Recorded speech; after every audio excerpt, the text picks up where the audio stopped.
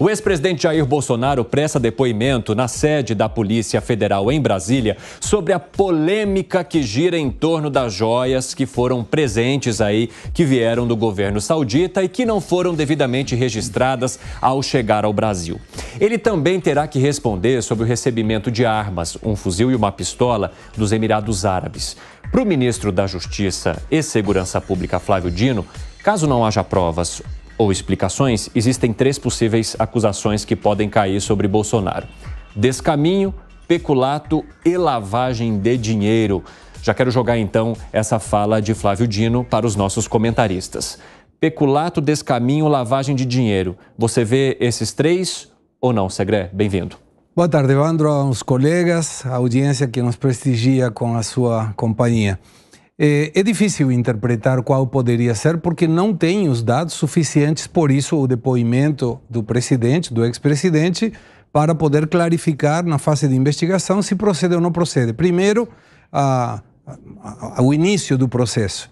Aí tem que ver, o fato seria, a Polícia Federal faz a verificação, pega o depoimento, se entende que tem argumentos, passa para a Procuradoria. Se a Procuradoria entende que existem fatos que possam gerar um delito, aí assume a questão e presta a denúncia na Justiça Federal. E aí a Justiça Federal deverá, então, aceitar ou não essa colocação do Ministério Público. Então, é a primeira fase de 3, falta muito pela frente, seria uma especulação poder falar, como o ministro Flávio Dino falou, quais seriam os delitos. Tem que fazer o depoimento, mas falando em joias do Bolsonaro, acho que a palavra autorizada aqui é o piperno. Já começa provocando já o piperno, simplesmente porque sempre ele lembra desse assunto que estamos discutindo aqui neste momento na abertura do 3 em 1. Então vou passar a palavra para você, Piperno. Se a gente se colocar na sala da Polícia Federal, quais seriam as perguntas que Bolsonaro tem o dever de responder? Bem-vindo.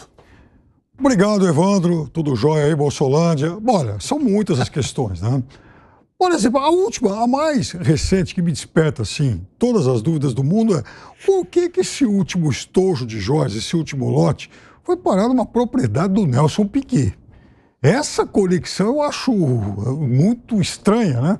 Até porque o que se sabe, o Nelson Piquet não era integrante do governo, embora seja alguém muito próximo ao presidente da República. Foi até piloto lá do carro presidencial na posse, enfim.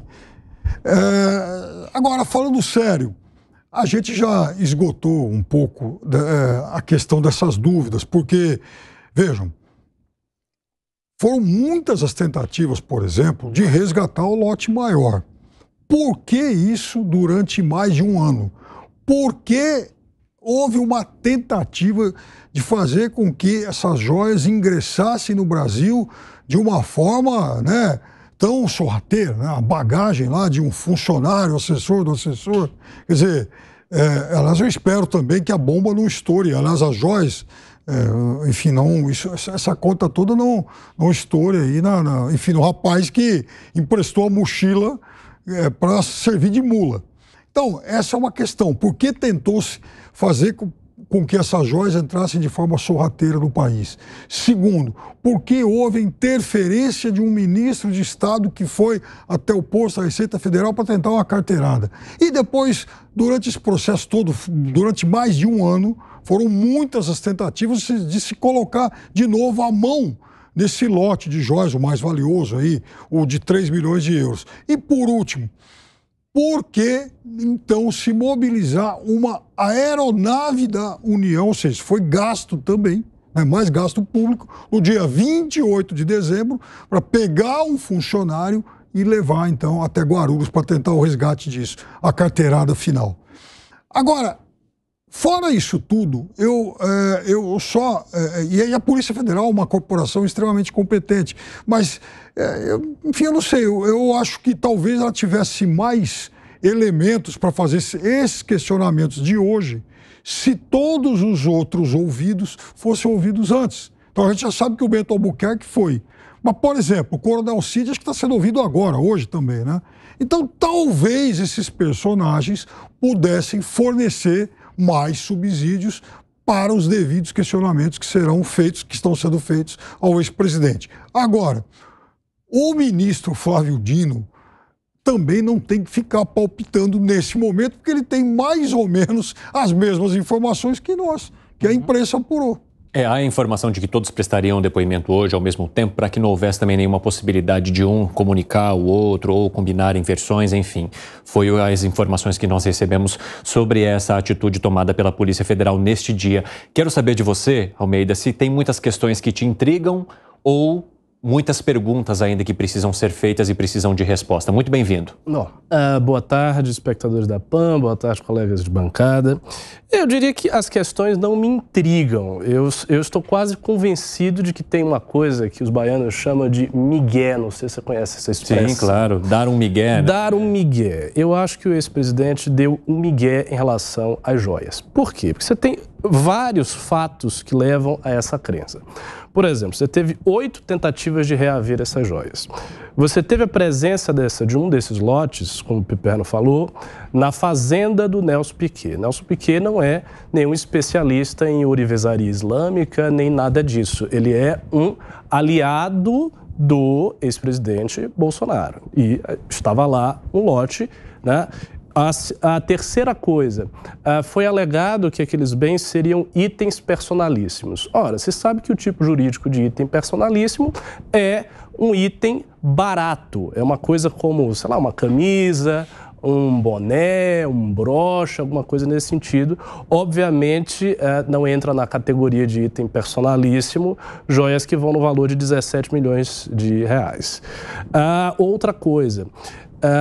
toda a tentativa de passar, como ele disse, sorrateiramente pela alfândega foi uma coisa muito esquisita, né? Assim, para mim, eu não vejo explicação plausível para isso se não houvesse um dolo por parte do presidente de manter essas joias com ele.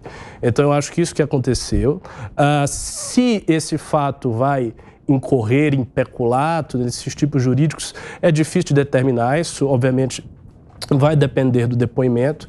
Eu acredito que a defesa do Bolsonaro e o próprio depoimento do Bolsonaro deve ir na direção de tentar desconstituir o dolo, de dizer que houve um mal-entendido, uma incompreensão, mas o fato é que esses pertences só foram devolvidos à União depois que houve uma matéria do Estado de São Paulo, depois que isso explodiu na mídia, depois que houve toda uma discussão pública em torno disso, não antes. Bom, dar migué, né? Dar uma desculpa esfarrapada para a gente traduzir para todo mundo que talvez possa não conhecer esse termo aí. Você acha que teve migué, Segré? Eu conhecia esse termo de migué. Ah, é? Sim, já usei às vezes. Lá em Buenos Aires fala migué. Migué. Mas quando tem esse depoimento, esse tipo de depoimentos que envolve um presidente da República, a maioria das vezes os colaboradores tendem a tirá-lo do problema. Depois, a Polícia Federal, o Ministério Público poderá pesquisar um pouco mais, investigar um pouco mais, se de fato teve alguma interferência do presidente. Mas, em termos gerais, quando isso acontece, assume a responsabilidade pessoas que trabalharam no governo, um escalão mais baixo que o presidente, mas todo mundo, me incluo, temos a dúvida de que faziam essas joias na estância do Nelson Piquet. Eu quero falar de uma outra questão também, porque tem um processo que foi movido no Tribunal Superior Eleitoral sobre aquela reunião que Bolsonaro fez com embaixadores, né, de vários países, algo que, segundo as acusações, poderia torná-lo inelegível. Quero saber de vocês se essa, no caso, é muito mais grave, inclusive, do que as joias em posse de Bolsonaro. Piperno. É claro que são acusações com potenciais diferentes. Então, quando você fala que alguém tentou, de uma forma, digamos, pouco heterodoxa, pouco ortodoxa, se apossar de um estojo de joias avaliados em 16 milhões de reais, todo mundo entende do que se trata. Nessa questão dos embaixadores, talvez a tentativa de bular até mesmo o Estado de Direito, ela tenha sido mais grave, porém, ela é de compreensão mais complicada para o público. Então, esse eu acho que é um processo que talvez não chame tanto a atenção da opinião pública, mas que pode sim trazer consequências até mais sérias ao ex-presidente Bolsonaro. Veja, eu Eu acho que essa é uma questão complicada, mas veja, o presidente Bolsonaro, para mim, ele se insere naquela categoria de candidatos a autocratas e liberais aí que acabaram, de certa forma, enfim, disseminando pelo mundo nas últimas 2 décadas.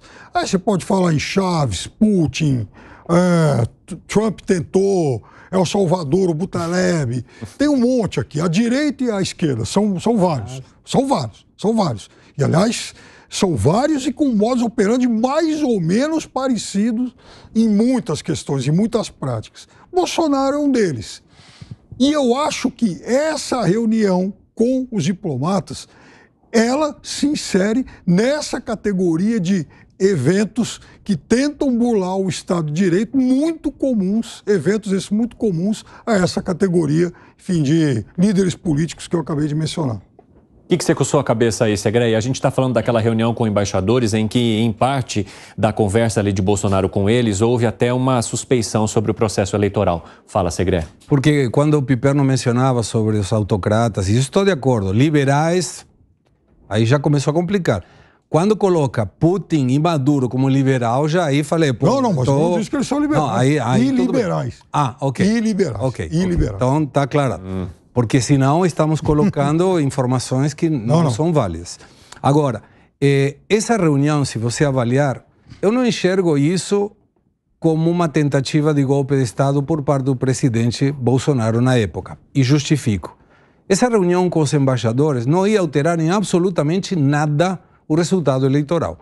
Me parece que a intenção do presidente era observar uma possível falência do sistema de urnas eletrônicas, que poderia ter sido resolvido através do voto impresso, que era o que o presidente Bolsonaro, na época, estava questionando.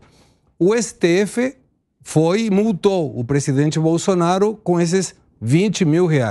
Agora, de aí a colocar ele inelegível, me parece que seria, e foi um pedido do partido político, o PDT, que exagerar um pouco na questão, porque se a gente retrotrai o tempo e vai nessa época, estamos falando de um momento onde muita gente questionava as urnas e muita gente, inclusive, questionava o ataque do TSE na época para o presidente Bolsonaro. Não entro no mérito se era válido ou inválido, mas tinha uma agressão muito grande entre o presidente e o TSE e o presidente. E aí manifestou a sua opinião perante os embaixadores. Ricardo Almeida, você acha que seria exagero uma punição dessa para o até então presidente Jair Bolsonaro numa reunião com embaixadores em que se coloca em suspeita a integridade do processo eleitoral aqui no Brasil? Então, eu acho que essa suspeita da integridade do processo eleitoral foi colocada pelo Bolsonaro em diversas ocasiões. Isso não foi uma ou 2 ocasiões. A gente viu, na realidade, desde quando ele venceu as eleições em 2018, quando ele venceu as eleições, já havia disseminado entre a sua militância a ideia de que as urnas não eram confiáveis, mesmo na eleição que ele venceu. A gente viu logo em seguida, a partir do início de 2019, uma série de manifestações que foram conclamadas pelo presidente e que tinham por mote central a ideia de uma intervenção militar com Bolsonaro no poder. Eu via faixas nessas manifestações, fotos que tiravam das manifestações e faixas com esse mote. Bolsonaro no poder, intervenção militar.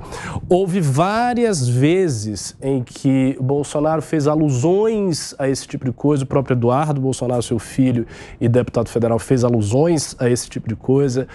Falou em AI-5, por exemplo. Falou havia muita ambiguidade se ele devia ficar dentro das 4 linhas da Constituição ou não. Nós percebíamos que existia uma dialética entre as manifestações e a negociação que Bolsonaro fazia logo em seguida. Então, vinha uma grande manifestação, essa manifestação tinha um caráter de deem o poder a Bolsonaro e logo em seguida ele fazia negociações com Toffoli, com Maia, com diversos outros agentes políticos. Então, isso aconteceu ao longo de todo o governo Bolsonaro. Nesse sentido, essa reunião seria um exemplo de uma tendência geral do que foi o governo Bolsonaro. Eu acho que dá para fazer uma categorização, dizer que Bolsonaro gostaria, ele tinha uma aspiração de poder não sair da presidência. Isso não ocorreu, né? As instituições brasileiras são fortes o suficientes para impedir esse tipo de coisa, mas em todo caso, ele fez acenos para isso. Para mim, isso está claro demais. Agora, se dessas coisas decorrerá a ineligibilidade dele, é outra questão. Uma vez eu conversei com um advogado eleitoral, o Arthur Rolo, que é um advogado importante nessa área, ele disse que tem vários casos onde você pode chegar à ineligibilidade, né? Segre, eu vi que você olhou bastante aí para o Almeida enquanto ele falava, para a gente arrematar esse assunto. Quer colocar algo? Não, primeiro aprendo muito com ele, na sua colocação, gosto da colocação, é objetiva. Mas me parece que a tentativa... O que foi, Piperno, que você está olhando assim? Mas eu vou deixar ele terminar. Fala, Segre. A fala do presidente Bolsonaro na época perante os embaixadores não me pareceu em absoluto que seja uma tentativa de golpe ou de quebrar as instituições. Não me parece. Por isso, acredito que não terá essa inegibilidade. Piperno, vamos lá, para a gente arrematar. Não, veja, eu entendo o argumento do Segre, porque se a gente pegar esse fato isoladamente e se a gente fizer, ou então, mesmo que a gente faça uma inserção desse fato com esse argumento do Ricardo de que desde o começo, frequentemente, o presidente Bolsonaro e o bolsonarismo colocaram o sistema eleitoral em dúvida e que isso não era talvez uma estratégia, por exemplo, de ruptura institucional, mas sim de exatamente por dúvidas. Isso é uma linha de fato de argumentação e que eu acho que é uma linha respeitável. Porém, é por isso que esse episódio ele não pode ser tirado de um contexto, destacado isoladamente de outros igualmente tão graves. Por exemplo, a famosa live lá de julho de 2021, em que ele vai para todo o país e ele coloca em dúvidas e mais. Não só coloca em dúvida, como afirma, antes, aliás, daquele, ficou a semana toda anunciando que apresentaria provas de um processo eleitoral viciado que havia lhe tirado a possibilidade de vitória ainda no primeiro turno. Para não perder muito tempo nessa linha toda, e também nessa cronologia toda, eu só quero lembrar uma coisa. O ano passado, no CEPAC, aquele evento, aquele encontro conservador que aconteceu em Campinas, inclusive, perto do meio do ano, o presidente Bolsonaro entra lá no telão e, entre outras pérolas, ele afirmou categoricamente que ele havia sido roubado em 2018 porque ele deveria ter vencido no primeiro turno. E ele só conseguiu a vitória no segundo porque houve uma espécie de um calote no hacker que fez o serviço no primeiro turno. Aí não pagaram no segundo turno e por isso, então, enfim, ele acabou ganhando.